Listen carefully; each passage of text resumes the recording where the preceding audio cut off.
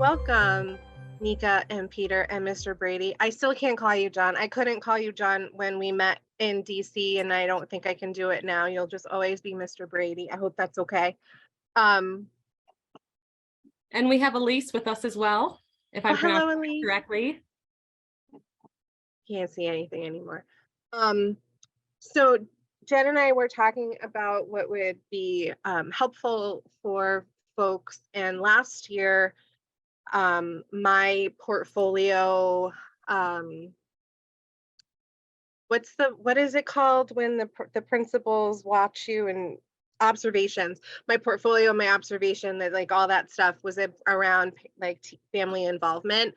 So I put together some of the resources that I used in my portfolio for that, and some ideas on how to communicate more proactively with families, what kinds of things maybe we should be doing. And I know that all schools are different. So there's going to be schools that are already doing a lot of this stuff. So this is really geared towards my experience mostly. So there might be things that you're already doing, and that's awesome. There might be something new, and that's awesome. So just keep that in mind as we go through. And then because we're so small, feel free to jump in, because it's not like there's a bunch of people talking over each other in this scenario. So we really wanted to focus on how to get families more involved in our classroom, keeping them more involved, and just keeping those lines of communication open. So I teach at a performing arts magnet high school in Willimantic. So we have a lot of families who are really involved, and then we have a lot of families who aren't involved at all. And so trying to find the balance of information and what we want to share, and how we can get those families to kind of pay attention more to what's happening in school. So you don't have to type your response to this question in the box, because there's only a handful of us. So if you could think of like your utopia and your perfect world, what family involvement look like in your classroom or in your school? What are the things that you really want to happen if they could?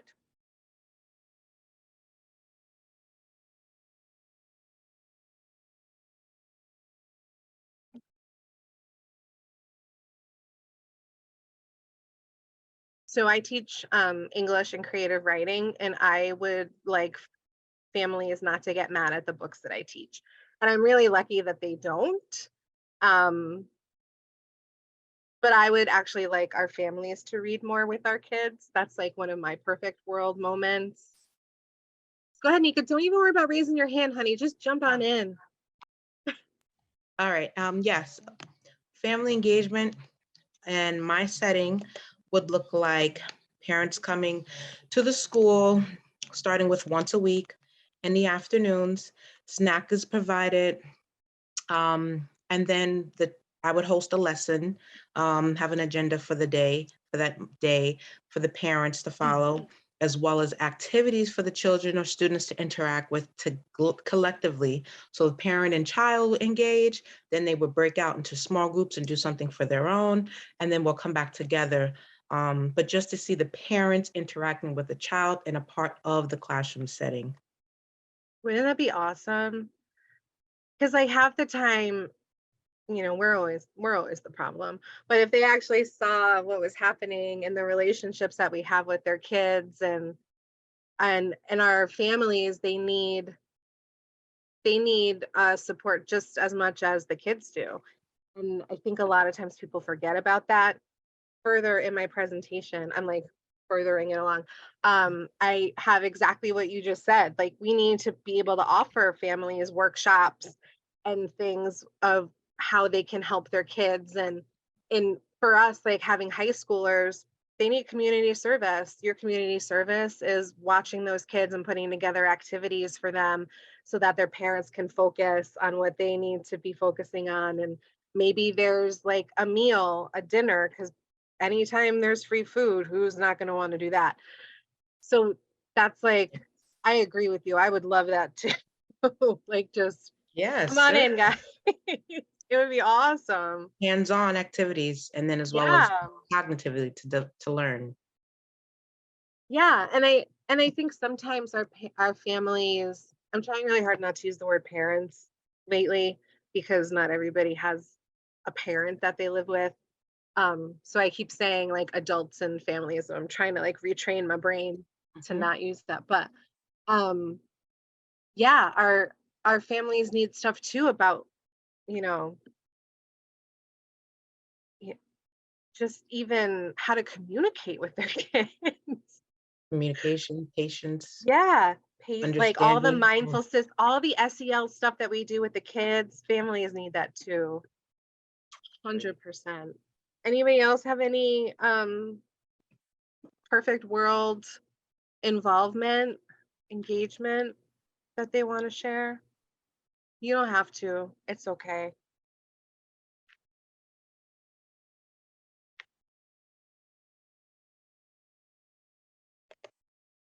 Okay. Let's see. Let me get out of there. Let me go back here. So in my research last year, I came across this book by Joyce Epstein, School, Family, and Community Partnerships, Your Handbook for Action.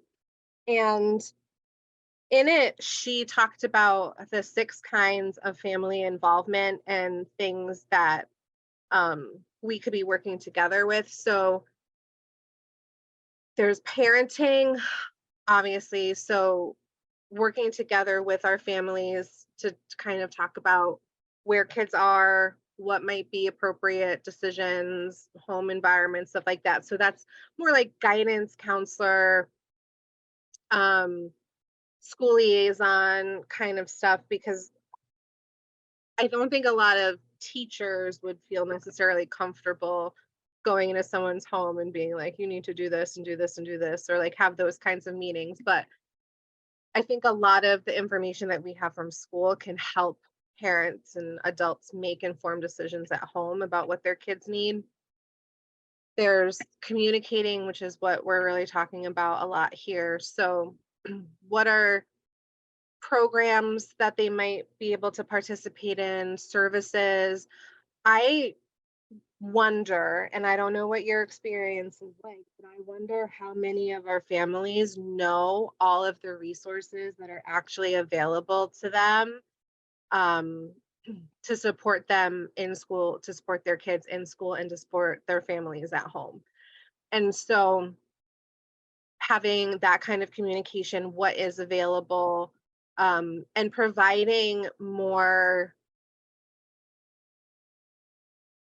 different ways for parents to communicate with schools instead of calling up and leaving a message or sending a very angry email. What are some different ways that we can get together? So maybe it is what you just said, Nika, like having that opportunity for a group of parents to come and have a conversation about what's going on.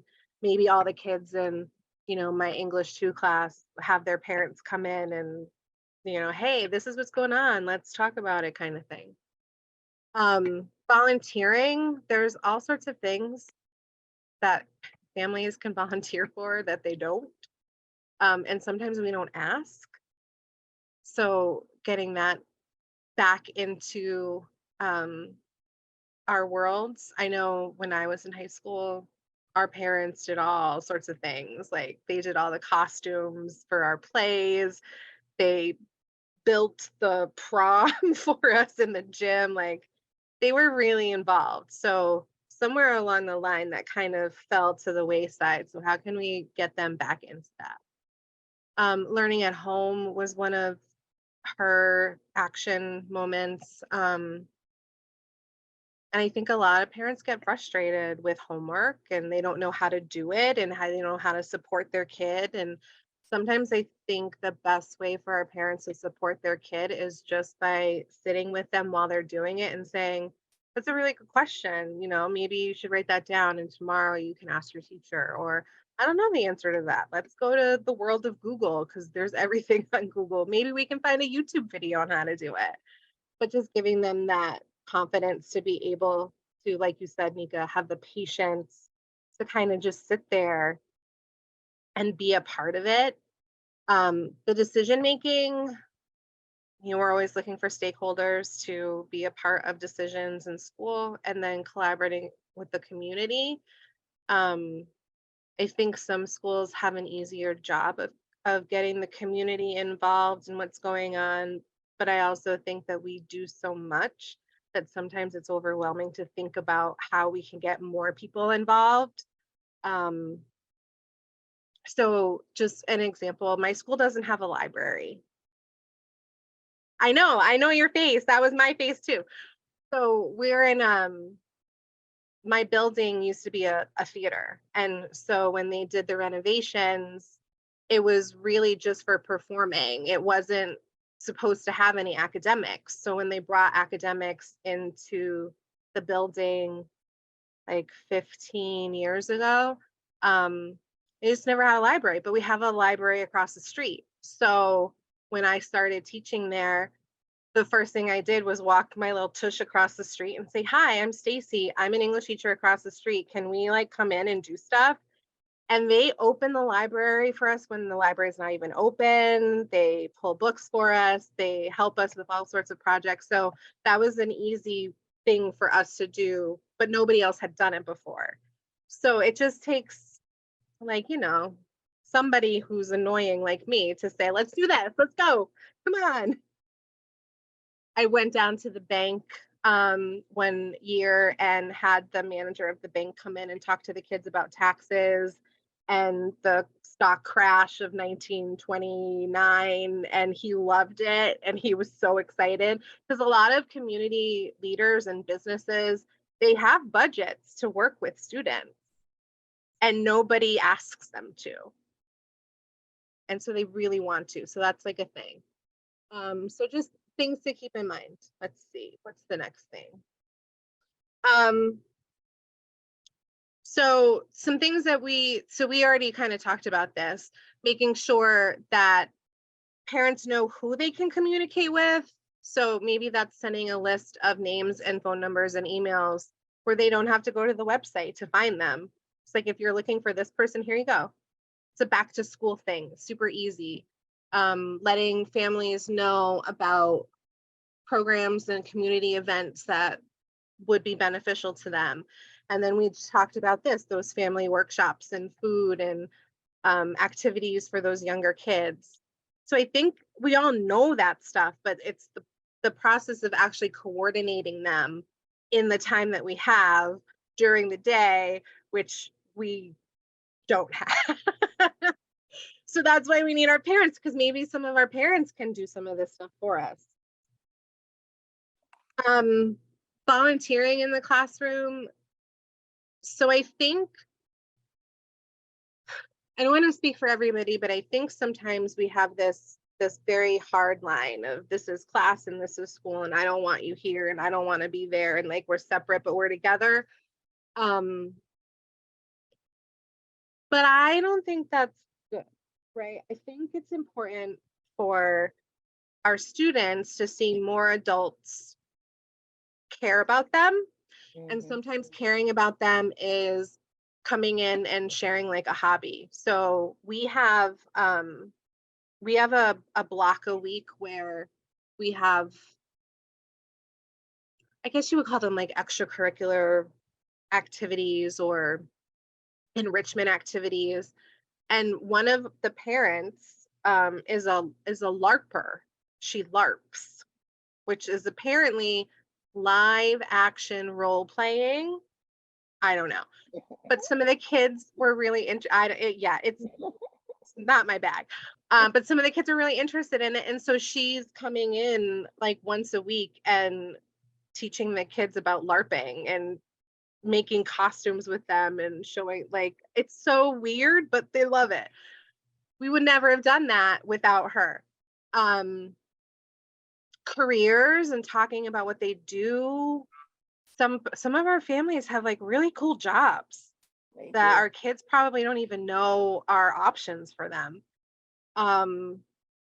Anything that they can do, sharing pictures of a trip when they were younger or somewhere they lived, or demonstrating, doing like a cooking demonstration or something, or bringing food in to celebrate as a culture, just like this is who I am.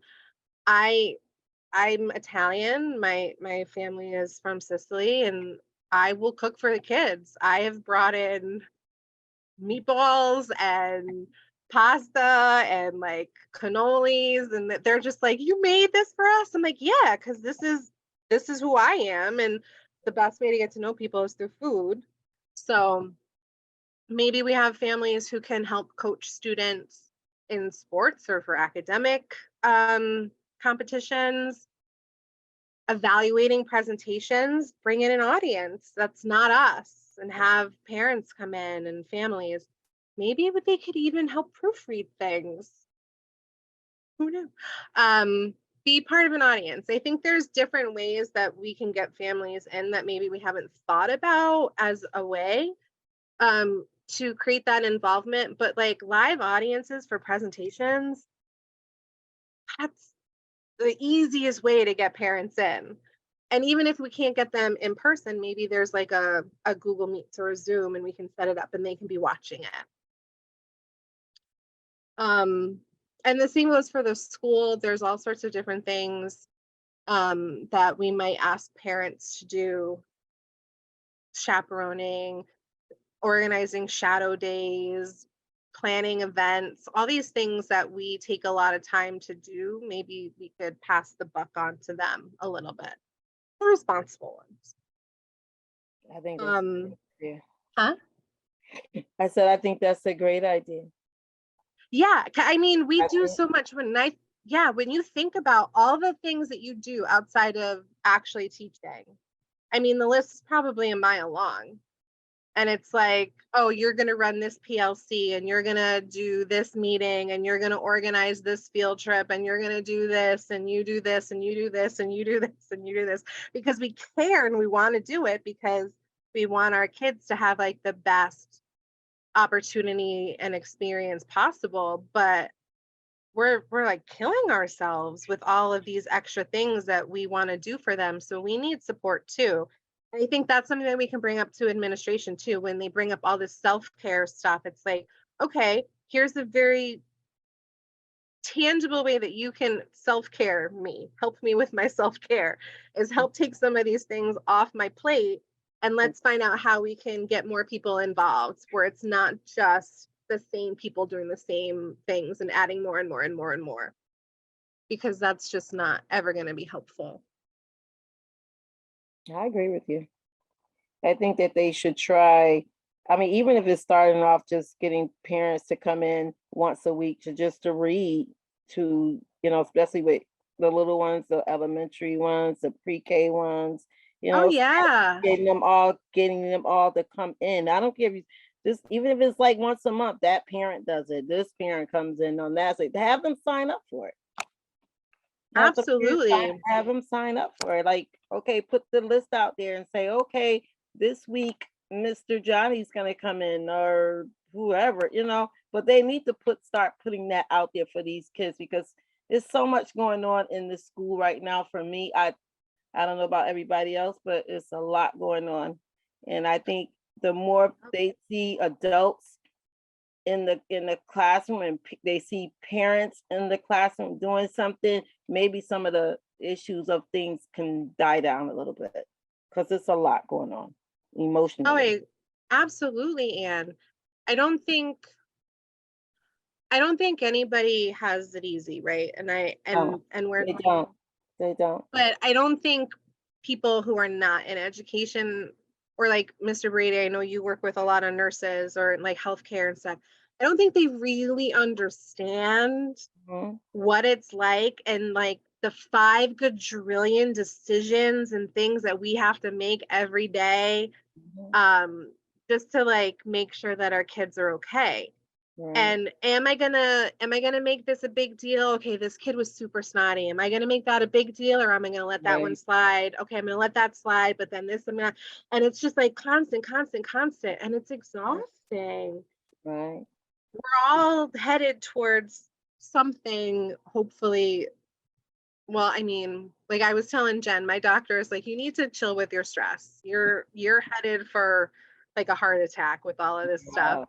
And I'm like, I would not like that. So I would like some support at school from, you know, families and other teachers and admin, but even the kids. I think having older kids, I'm super comfortable and I don't lie to them and I tell them the truth all the time. And I'm like, listen, this is what's going on right now. So this is what I need from you, right? You ask me for things all the time. So I'm going to ask you for something right now. And most of the kids are like, okay, sure. But nobody, I don't think nobody, but I think a lot of people don't ask things of our kids sometimes either. Like we just like, oh, they're kids, but they know more than we give them credit for a lot of times. And they're more empathetic than I think we give them credit for a lot of times. And if we're honest with them, and we don't have to tell them everything about everything, but like I told my kids, my doctor said I'm too stressed out. Y'all need to calm down. I think you should be always. I can't do that. I was always honest with my son. I used to tell him the truth. Like, look, can't have that if I don't have the money, right? So Right. you either be patient enough to wait until I get it, or that's it. I mean, I think the more honest we are with our children, the better the things are. And I mean, there's always things that we don't need to tell them, but there's things that they know. They're not dumb. They pick it. they do. Go ahead, Nika.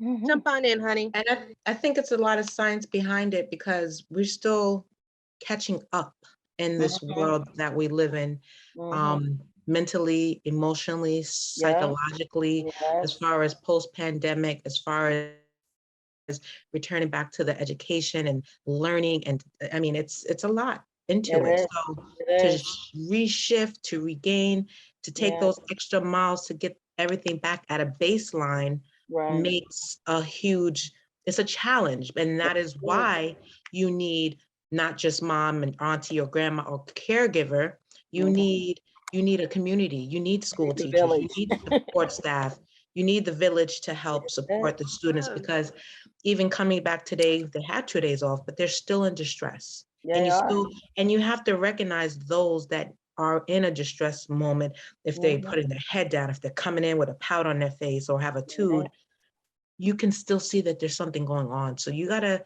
be empathetic. You have to know social, emotional. It's just a huge component. It's a lot. It is. It's huge. And but I think the more parents get involved with things in the school, I think things will get better. I see it all the time. Like I always tell the kids, I said, suppose your parents I'm a paraprofessional. So sometimes I go in the classroom and I'm, either subbing or something like that. And I'll be like telling them, like, suppose your parents was up here speaking and talking, and you sitting up here being so disrespectful and everything they were disrespecting your parents in front of you. How would you feel? And they're like, oh yeah, I wouldn't do that. I said, well, then why are you up here disrespecting this teacher right here? So I think the more because they were saying, some of the teachers will always say, when I call the parents, they always say, da, da, da, da, da. They don't want to say anything. They don't want to do anything to their child. But I said, but maybe if you keep calling them and letting them know what's going on, keep calling their house. I guarantee you, after a while, they'll get agitated, just like you getting agitated here in this classroom with them. So, I mean, that's just how it is. And it's just, like she said, it's all the emotional, it's everything right now. Too much, it's a lot. And I think it's riding on everybody, not just the teachers, it's riding on everybody that's in the building.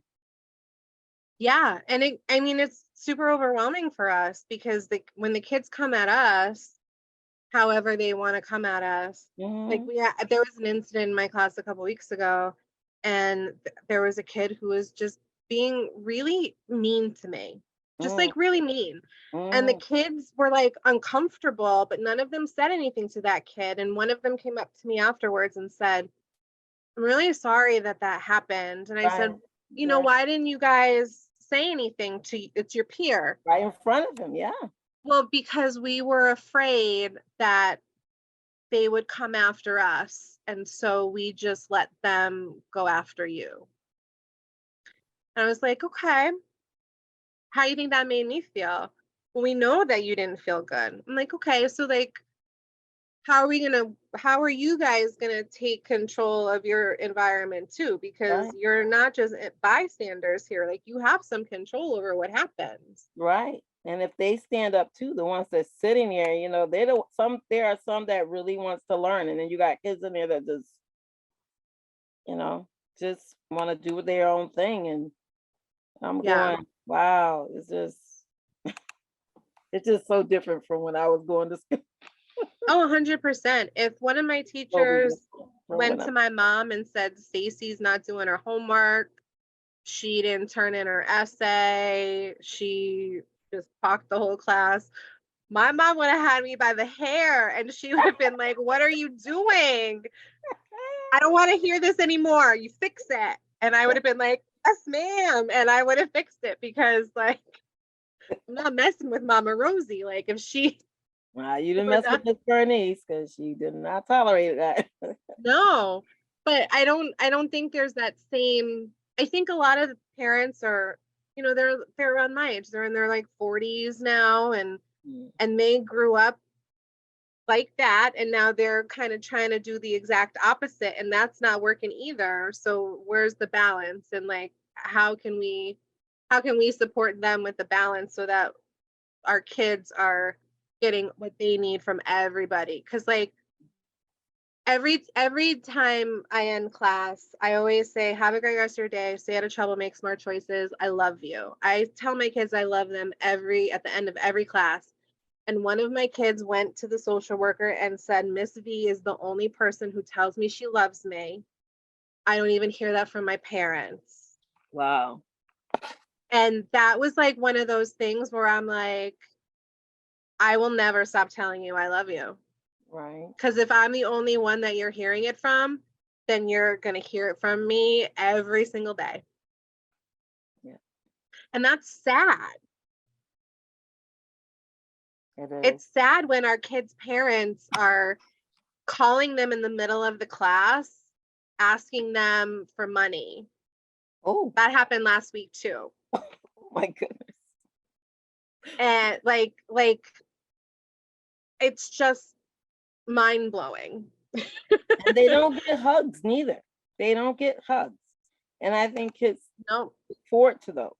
And I try my best to give those out like all day long. That's just one of my things that I do. Give Yep. hugs. Give those mean, hugs. like- Some of them do not. They'll start melting down with you. You start giving them a hug every day. That's like giving them attention. So, you know. Yeah. And I see them melting down. And they're like, oh, hi, Miss Angela. And now I have so many kids that finally just go, hi, Miss Angela. How you, Miss Angela? How you doing? How you doing? You know, every day. Yeah. Because I try to you're do- humanizing them. Giving them attention. And it's like positive attention. And maybe that's not the kind that they have And they at don't home. get it. They don't get it at home. So it's like a big responsibility on our shoulders too, because we want to love these kids, but then how can we get their parents to see that they need to love them too in a way that they make sense? And some of that I think is stuff that we don't have any control over. When I think about my dad's parents, like they were not emotional people. They were not affectionate people. They were like Eastern European. They weren't nice. And my dad grew up with that and then he, you know, passed that on to me and now I'm trying to do the exact opposite with all of my students and like give them all the love that I never had because like I know that they need it. So sometimes it's like you're trying to undo generations of stuff and tell kids that, you know, they matter and their families matter, and sometimes you have to tell them that their families maybe don't matter, which is a really hard conversation to have. Like, that's okay if your mom doesn't believe in you, because I do. You don't need that. It's like, whew, being a teacher right now is super hard. This year is harder than last year. It's harder than the year before. Like this year, I think this is the worst. Yeah, it is. To me, it is. To me, it's the worst year I've ever been in. 100%. It's so bad. Really is. So I asked some of my friends who have kids in different levels, the elementary, middle school, and high school, a few questions about like how they would want their teachers to communicate, because I thought that that was important. I'm not a parent, so like I don't know. I just know what I would do as a teacher. And they all wanted more emails, unless it was an emergency, because it's easier for them to kind of deal with an email. But then some parents don't check their emails. I got yelled at for emailing a parent. I don't check my emails. Don't email me. Okay, sorry, I tried. Being upfront with like the kind of support and involvement that you would need. So kind of maybe spelling it out to them, like, this is what I need from you in order for this to be successful. This is what our class needs from you. Positive messages came up a lot. I think a lot of kids get a lot of negative messages home. You know, usually when we're contacting home, it's something happened. Go ahead, Nika. I see you. I'm sorry, but that's not for us. Sorry. Oh, okay. I have one of my friends, her son has an IEP, and the teachers only message her when he's doing things badly wrong. And so that's really upsetting to her, because she knows there's so many good things about him. So she would like love to hear positive messages. They also mentioned comments in Power Don't you School. supposed to start off with a positive note first before you start saying something negative? Yeah, well, there's like the bad news letter, right? You start off with You're supposed to something start off with something like positive. pleasant, and then you like dip into what's wrong, and then you come Yeah. up with like a let's talk later to figure this out kind of thing. Yeah. A lot of this stuff, the Power School thing, that's really super time consuming, and I don't think that they realize how time consuming that can be.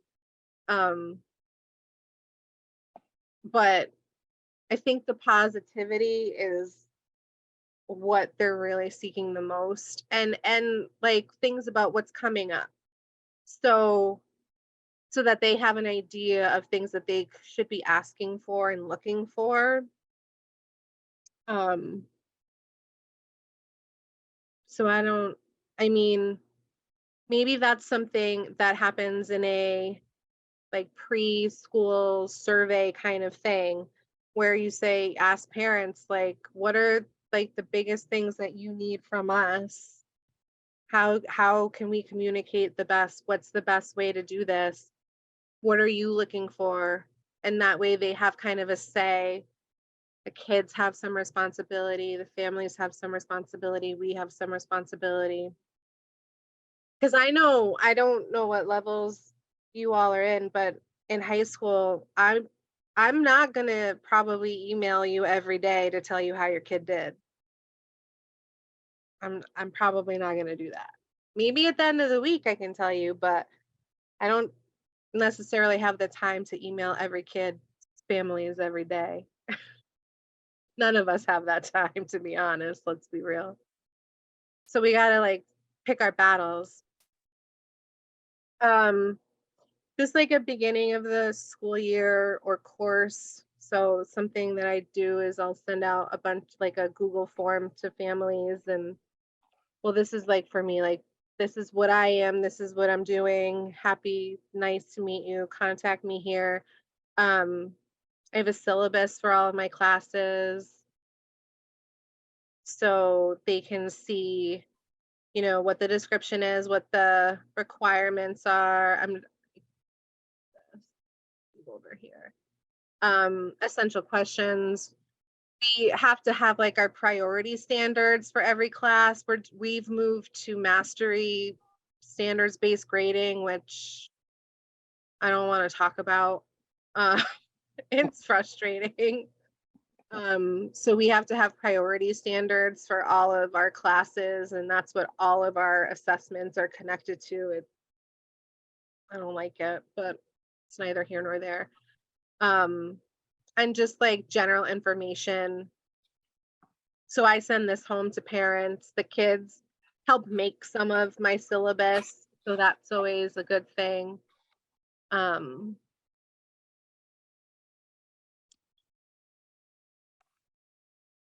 what you need from them. And I think it's important. Kindness goes a long way. I think people forget that. Like if you ask people nicely for something, sometimes you get it, right? So if you're looking for support from a parent or a caregiver ahead of time and you're like, listen, I'm concerned about da da da da, and I want to make sure that your kid has a great year. So let's be proactive about this. And I'm really looking forward to working with you. Sometimes that is enough to kind of get on a good footing. Did I just skip 2? No, okay. So communicating, proactive communication, sending out of like a brief outline or summary of the week. You probably already know what you're going to do, so it's easy to send a few bullet points home to your kids' class, like the class. If you don't do this, I mean, you don't have to do this, but it's just something that I found to be super helpful. I have like a Google slide like template thing that I post for the kids, and I have a bunch of different versions. It's kind of like, here's what we're doing for the week. And you can save each slide as a PDF that you can email home. So if you're already doing something like this, like a schedule for your students with a project, so every time we have like a big project, the kids have a calendar of like what they're working on every day. I can just send that home, and it's not extra work for me. It's just like, hello families, this is what we're doing right now. If you have any questions, let me know. So there's all sorts of different ways that you could like make a peek at the week kind of thing.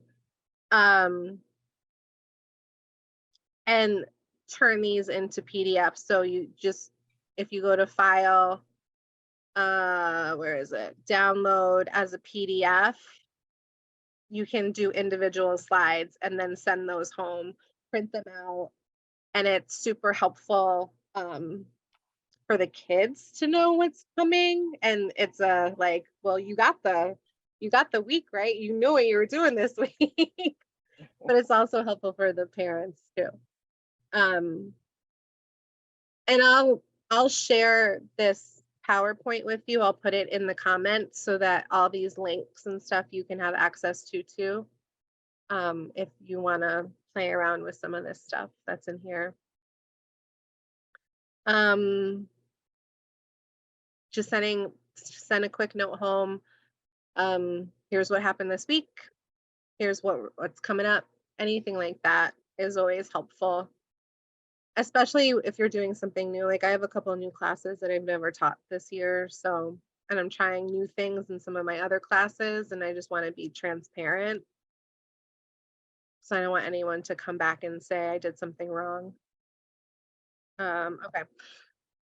So I teach creative writing at my school, and we do a newsletter every month that we send home where we kind of like celebrate all the good things that the writers did over the month, and we have like upcoming things. And so this is an easy kind of thing to just change every month with new shout outs and celebrations, and then just update the upcoming events.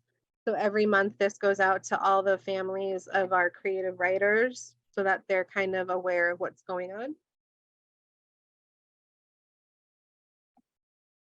This could also be something that the kids are involved in creating. Like you could ask them, what do we need? What are we celebrating this month? And have them write little lines and then put it in. And it could be fun that way. We talked about communicating positive things, creating like a checklist to keep track of who you're talking to and making sure that you're communicating positive things home for every kid. I remember sending an email home with like a kind note about a student who had just transferred in, and his mom was like, I've never gotten a positive message. The kid was a senior. She's like, I've never gotten a positive message. So like I was really thrown off, but like I really appreciate it. So thinking about how many families we want to communicate. So having some sort of checklist where you can just kind of say, all right, I emailed Nika, I emailed Jen, I emailed Anne, okay. And then what kind it was and the type. This is like something that a lot of us do anyway. If you've never done it in Google Sheets, that might be something that's helpful. And if you didn't already know, because this was new to me, because I don't really like Google Sheets, I'm trying to learn it more. But you can create checkboxes in columns by going to the insert in the toolbar, and then you just like click on the box and it checks it off. So this would be great for tasks, project things, chunking, anything for kids. But also a good way to kind of keep track of who you're talking to as well. Some other ideas of sending things home. We already talked about some of these. So inviting friends or families to be an audience for presentations, sending photos of work home. So I think this is something that you kind of get away from as kids get older. But we do a lot of creative work. We do a lot of presentations, a lot of projects. And so it could be fun to take a picture of something that a kiddo made that maybe their parents or families didn't know and send that home. Just like, here's a quick shot of the art piece that so-and-so made in class yesterday. It came out really cool.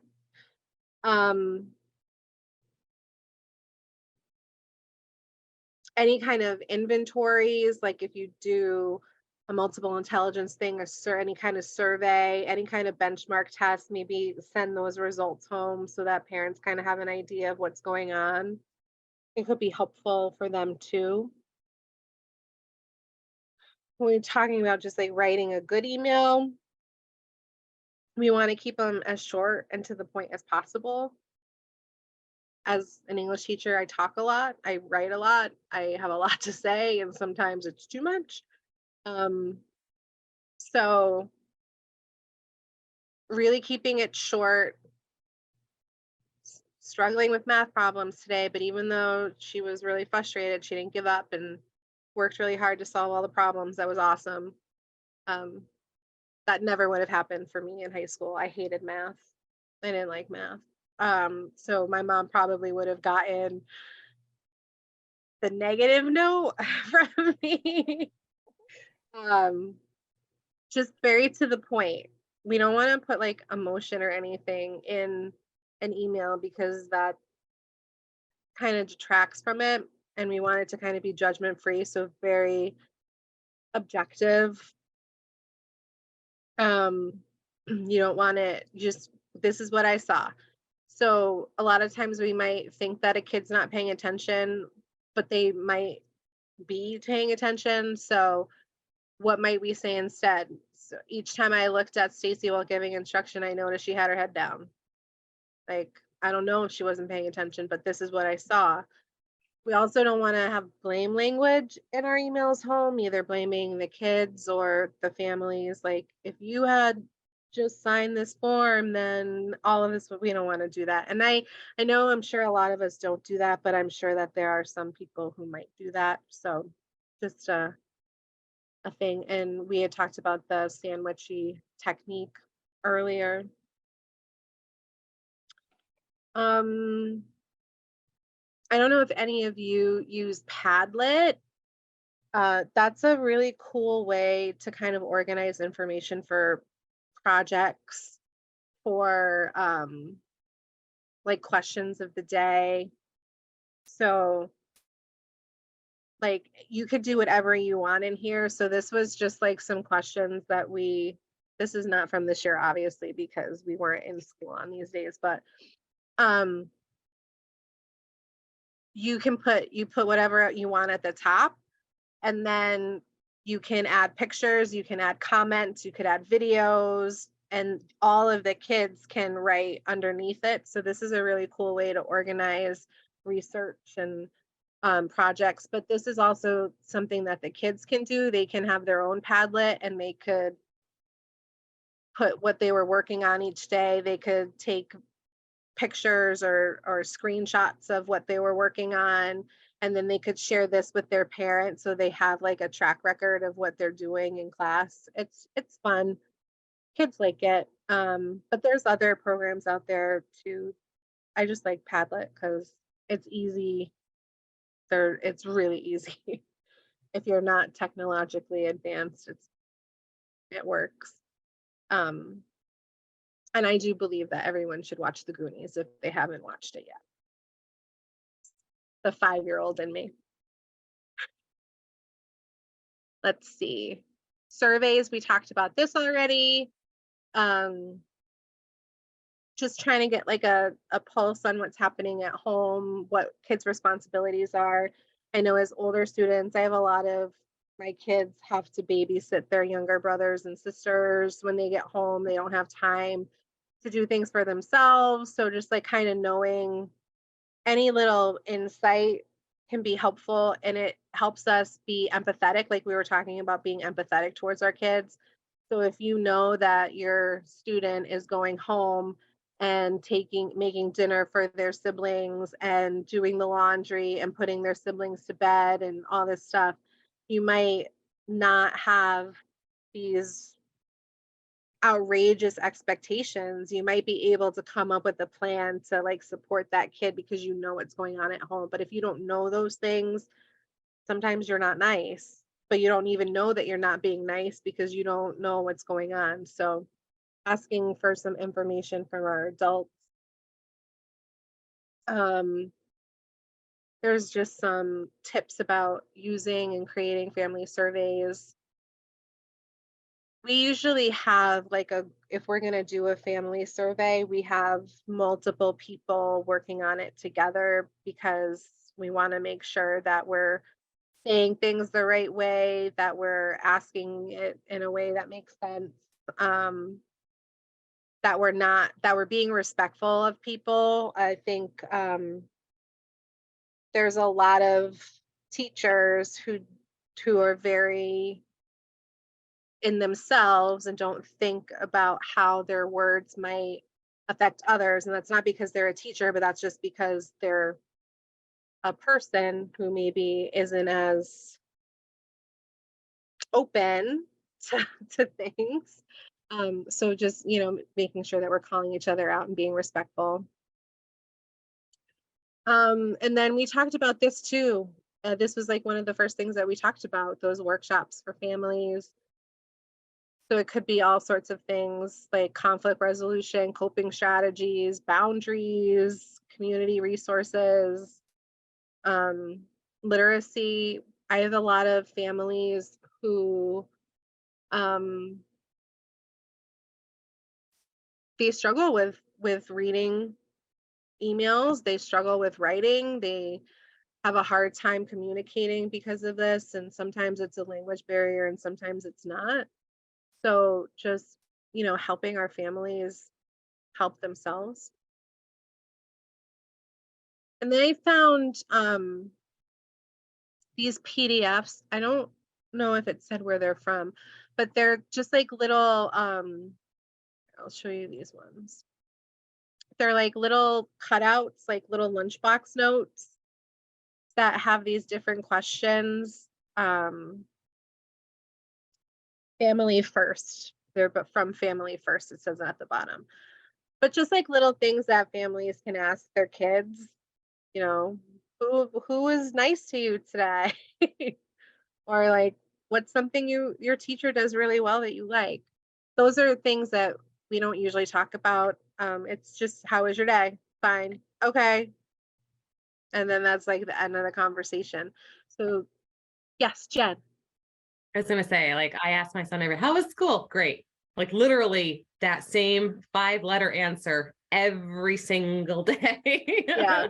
And sometimes parents don't know what questions to ask. So like those are interesting, and you can get to you can get to a lot of different information by asking the right question and learning a lot more about what's going on with your kids. So I absolutely love that. And I just wanted to, something you had mentioned in the previous slide, I think it was 2 slides ago, about asking what kind of responsibilities your kids have and stuff when they get home from school. You know, my son has therapy all Wednesday night. Like from the minute he gets home until about 6 o'clock at night, he's doing therapy for speech and OT and all these other things. So he basically never gets his homework done on Wednesday nights. And every year I have to go to all of his teachers and say, Wednesdays are therapy days. Like, you know, please keep that in mind. Don't give us huge assignments that day. And sometimes they'll give me assignments early, or they'll give him a little extra time. So I think that's really, really useful.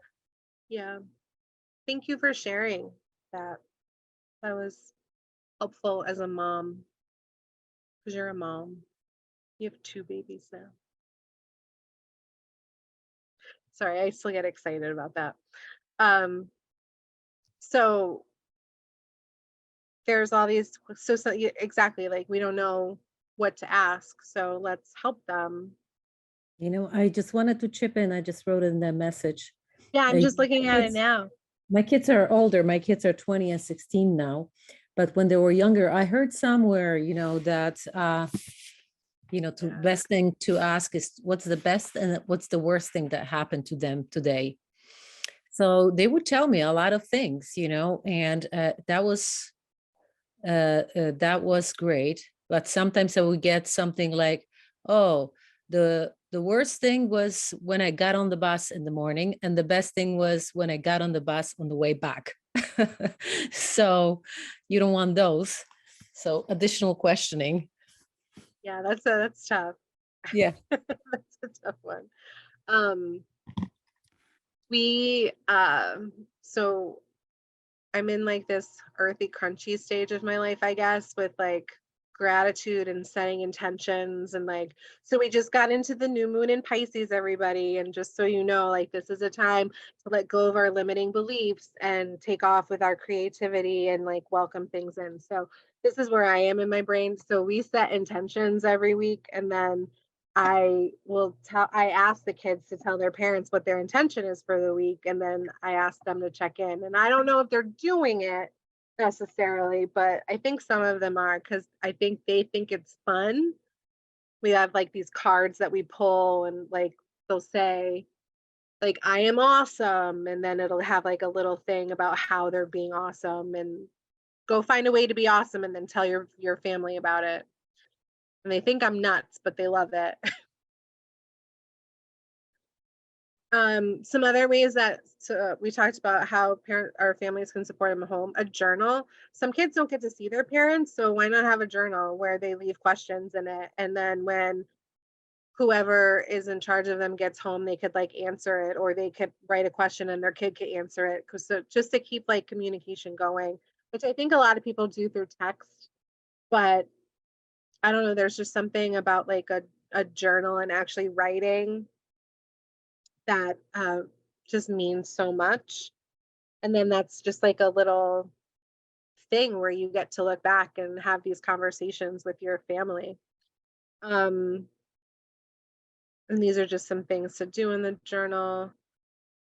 I think our families can also support our kids by having a positive attitude about education and not bashing education and their teachers, which I think happens a lot, because when they hear that at home, they bring that to school. Helping to set positive boundaries and habits, which I think a lot of adults need too. Encouraging kids to read and maybe reading with them. And I think it's important to remind people that reading, it doesn't matter what you read. If you read a magazine, you could read the back of the cereal box, but as long as you're reading and making that a habit. Working independently and taking responsibility, encouraging healthy risks and trying new things. And sometimes that's being a model. The kids will ask me to do things and I will be very uncomfortable. I did a TikTok video, I danced. I'm like, I'm not sure about this, but like they really wanted me to, so I did it and they loved it, and then they still talk about it. Or like I run the international travel program, and when we were in Costa Rica, I don't like fish, but we had fish for dinner. So I was like, okay, I'm gonna eat it. If you eat it, I'll eat it. And the other kids that didn't like fish ate it and they liked it. So just like little things like that. Just like, I'm not really sure about this, but I'll try it if you try it. And there's some stress relieving routines. And that's really all I have to say. I think a lot of us kind of know a lot of this stuff. Stop share. A lot of us know a lot of this stuff, and it's just the actual practice of doing it, which can be hard.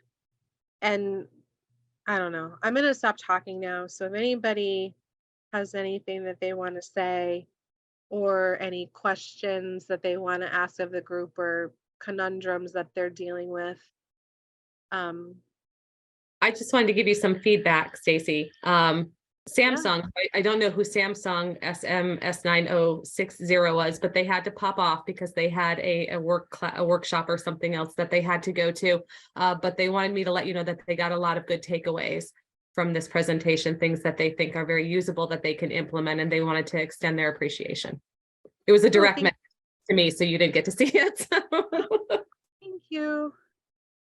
Thank you, Samsung. There's the chat box.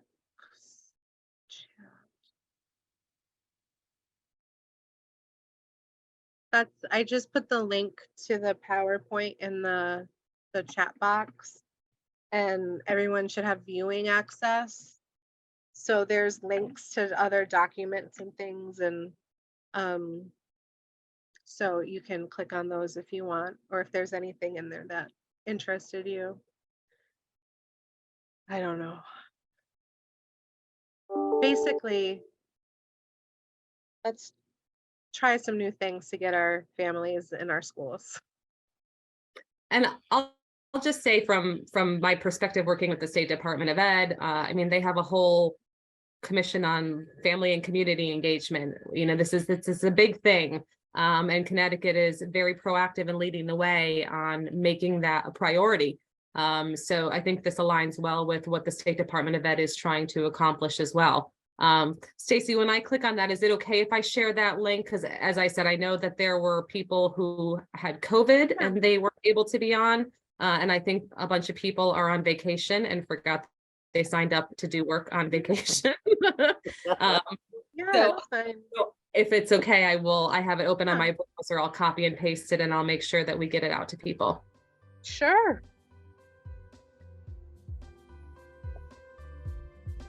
Well, thank you so much.